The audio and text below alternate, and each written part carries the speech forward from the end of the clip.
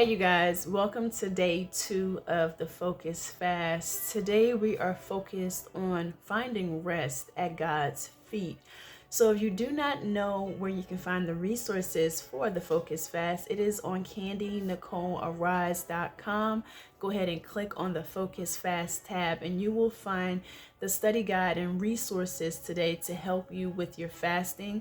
There's journal prompts, etc. Just some more things to make you dive deeper into the fast. So one of the things that is in the resource today is we're talking about Noah. And when the Lord brings me into stories in the Bible, we stop and we think about those people and we humanize them. And one thing that the Lord has done with me with Noah is we've humanized Noah.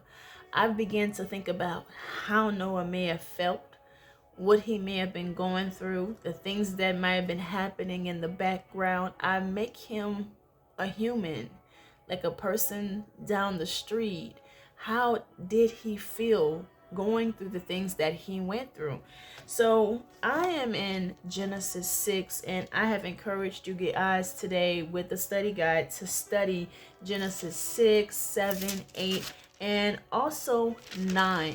And the reason is because it tells the whole story regarding Noah, and it gives you a lot of time to stop and humanize Noah. Meaning, if it was you, how would you have handled this? What have you might thought? How have you might have felt? What type of things may have been going on in your family dynamics or around you? What obstacles do you think that Noah faced dealing with building the ark? So it starts off in Genesis 6 and it talks about, this is the candy version, the Lord was sick of these people, okay? And he was ready to end it all with all of them. But he saw Noah as a righteous man. And he said, but Noah can stay. I like Noah. So here it says in Genesis 6:9, it talks about Noah being a righteous man and how he had 3 sons. And it says the earth was corrupt in the sight of God, and he was sick of it. He gonna drown them all. Oh, that's the candy. Y'all go read it yourself. That's why I said go read it yourself. And you humanize it. Make it to where you understand it. Now I'm giving it to you how I understand it. All right. So it says the earth is corrupt. And God says to Noah, I've decided to put an end to every creature. For the earth is filled with wickedness because of them. Therefore, I am going to destroy them along with the earth. Make yourself an ark of gopher wood. Make rooms in the ark and cover it with a pitch inside and outside.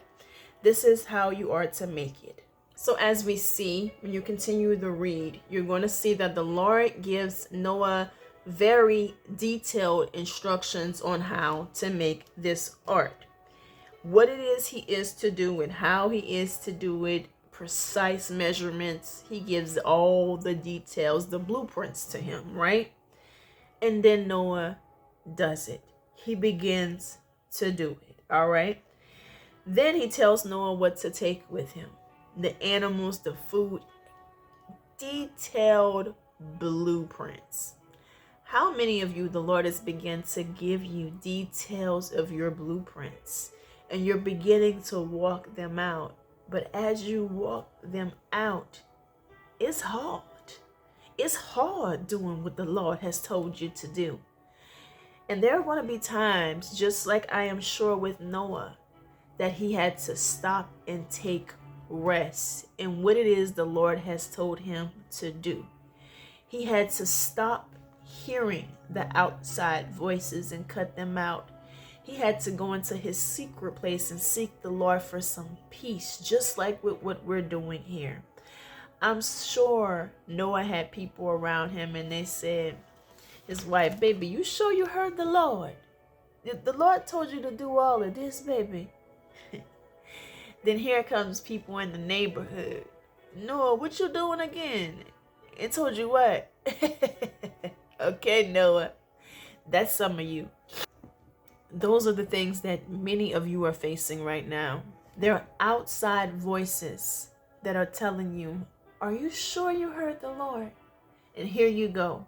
You're questioning what the Lord has told you to do while you're in the process of producing the blueprint.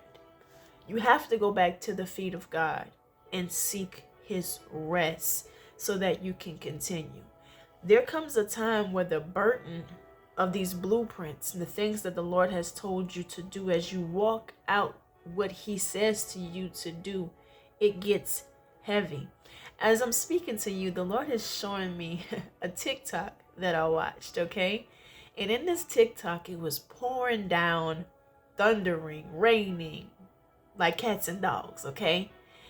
And here is this lady. She's outside with a hose, hosing down her driveway. And the caption was something about, here I am, doing what the Lord has told me to do. It won't make sense to everybody, but if he's told you to do it, there's a reason for it.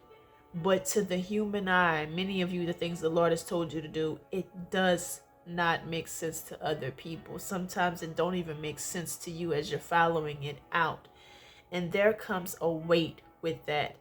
And the Lord is asking us to go and surrender these weights, the weights of the world that we are carrying on our shoulder, the weights of just being children of God. This is a difficult walking. We're walking with the cross on our back. It says in the Bible that we pick up our cross the same way that Christ picked up the cross, and we walk with him.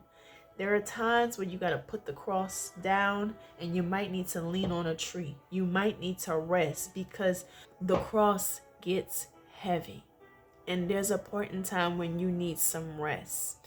You need to get that energy and the spirit back up so that you can mount up like eagles and soar again.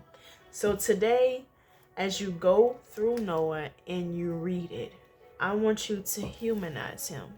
I want you to think, how did he feel? What was he facing? What things in here are they not telling us about? But I bet he dealt with that. And I want you to compare it to your life and your situation. And I want you to realize that there had to been many times when Noah had to go back and sit at God's feet so that he can get his rest and he can get God's peace about the blueprints that the Lord had given him to carry out.